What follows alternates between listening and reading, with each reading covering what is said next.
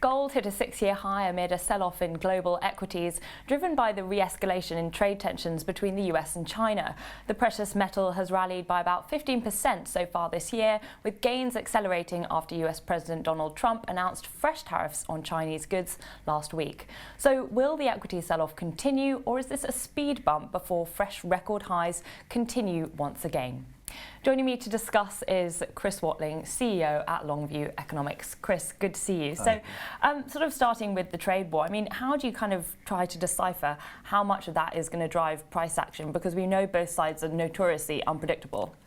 Well, what a great question. In reality, I suppose you can't in many ways, but you can contextualize it. If you think about how much trade is actually between the two countries and you do some numbers, the actual impact, maybe a few $100 billion net, and a lot of that gets sort of substituted away. You get production moving to different countries. A lot of sort of retailers are very fast to change where they source from. All sorts of things mitigate those effects, and you add it all up, and maybe it's a few percentage points of US GDP. So in reality, how much does the market have to go down to price that in? Not a lot, to be honest. That's not to say it's not important. It is important, but I think its effects can be exaggerated. So does that mean that you think we are going to go back to those fresh highs for the US equity markets? Yeah, I think we'll make new highs this year. I mean, the bull market is intact, the cyclical bull market, in my opinion, as well as the secular bull market. But the cyclical bull market in particular has got a lot of liquidity. Central banks around the world are cutting rates. Yesterday we had the New Zealand central bank 50 basis points, surprising to the upside, the Indian as well. And, and of course the Fed's cutting and the market's pricing in more cuts. And whilst the Fed's standing a bit cautious about those extra cuts, I'm pretty sure they'll come. The market tends to lead the Fed, unfortunately. Should be the other way around, but it seems to be the way it's playing out these days. So there's a lot of liquidity, and in my mind, the US economy is fine. So add that together, that's a good recipe for a bull market to continue. So we shouldn't be turning defensive now. We shouldn't be looking towards those more defensive sectors. Well, as always, it depends whether you're a trader or an investor. So if you're thinking about the next few weeks, I'd be much more cautious in terms of risk. So that would push you towards defensive sectors if that's your bag, or push you into short positions if that's what you're thinking about in terms of equity indices and so on. But if you're an investor, then use the next few weeks' weakness that I think will come as an opportunity to add to risk positions and buy into sectors where you think there's serious opportunities and value and so on. So a couple of interesting questions you posed within your latest note, and one was about how deep this sell-off really is. So, I mean, how deep do you think it is? How long do you think it's going to last? Yeah, I mean, I think I always say there's three types of sell-off in bull markets. There's the obviously the sell-off into a bear market, which is a very big event. There's what we call eat, sleep, rinse, repeat, to sort of parody Fatboy Slim's great tune.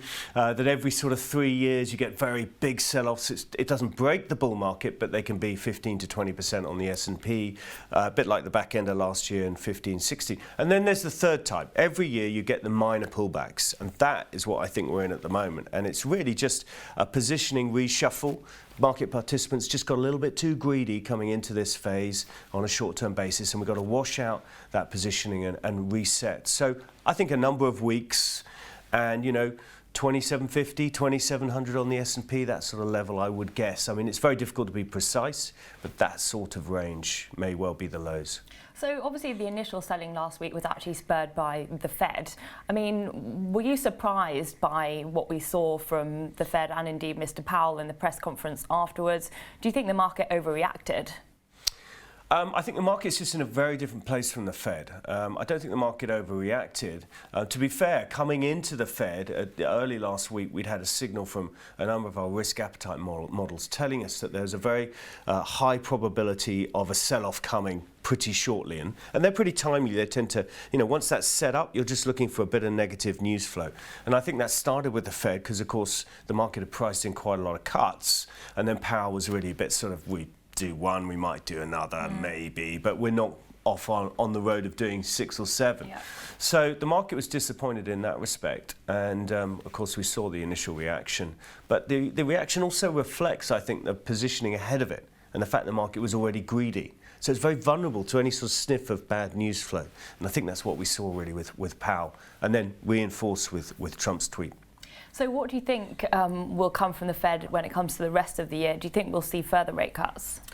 Yeah, I think now market's selling off. The interest rate futures are pricing in more cuts. The probabilities have really picked up aggressively in the last few days for 2 or 3 more cuts this year. 2's quite likely. I think that's now the central case scenario in terms of market pricing. 3's become a possibility by year end. So the rate futures have moved pretty swiftly, and generally the Fed tends to give quite a lot of that. And there's weakness in the world. I think the bond yields will be worrying them, what they're up to, the whole yield curve coming off, and I think they'll be quite nervy, and I suspect we'll see a cut in September and perhaps one more after that.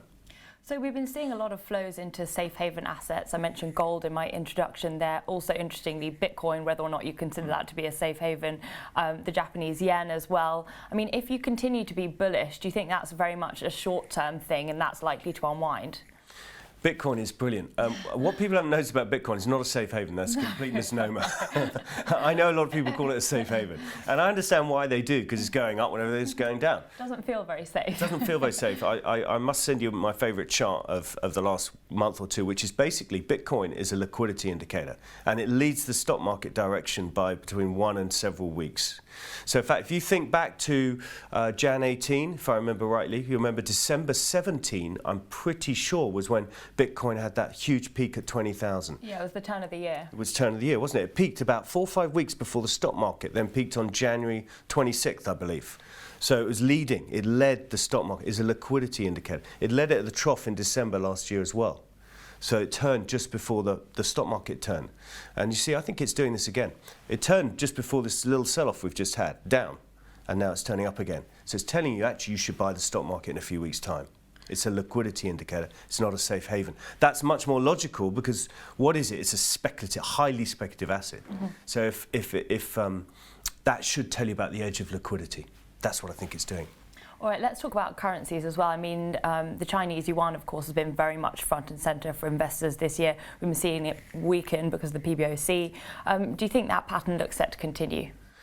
I'm not sure how much they're going to push their luck. It's clearly part of their negotiating toolkit. I think it seems to me they would prefer the idea of what they did the other day, not buying any soybeans from US agricultural farmers. So it's not the new battleground, you don't think? I don't think so. I mean, I think it's something they'll keep in their toolkit if things get really bad, yes. But the problem with weakening the renminbi is it causes problems for China itself. It encourages capital outflows. So it's like you're batting against yourself. But that's the same with tariffs, isn't it? What, for the US or for...? Well, as in a way, the US is batting against itself by putting on tariffs. Yeah, it is, in a way, batting against itself. That's absolutely right. But I think, contextualise it, it's a much smaller batting. It's like getting a single against yourself rather than hitting the ball for 6. I think devaluing the renminbi is hitting the ball for 6 if you're... You know, the real risk to China over the last 15 years is capital flight. And by devaluing, you're encouraging that.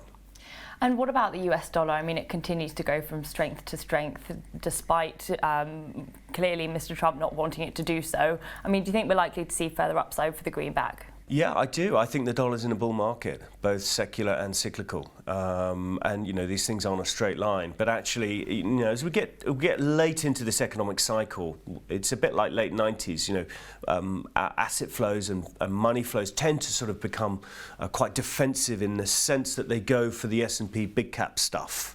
That's what I mean in terms of defensive. I don't mean sector-wise, I mean country-wise. The US is a defensive place to put money. The S&P is a defensive equity market. It's much less volatile than most. So you get capital flows into US assets, and I think that benefits the dollar quite considerably. And finally, kind of where are your sort of best opportunities right now? What's really spiking your interest? Well, again, it always depends. It depends on your time frame. I think for maybe Bitcoin. Yeah. not that we'd advise our obviously investors don't. You know, professional investors don't tend to invest in Bitcoin, but certainly from a PA point of view, yeah. I mean, I think over the next few weeks, look to buy really beaten up, maybe industrials.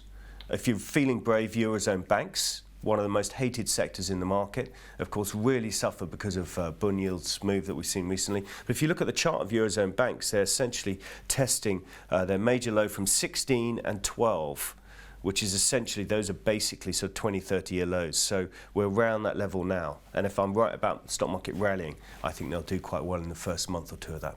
Chris, thank you very much. Thank you. That was Chris Watling, CEO at Longview Economics. I'm Victoria Scholar, and thanks so much for watching IGTV.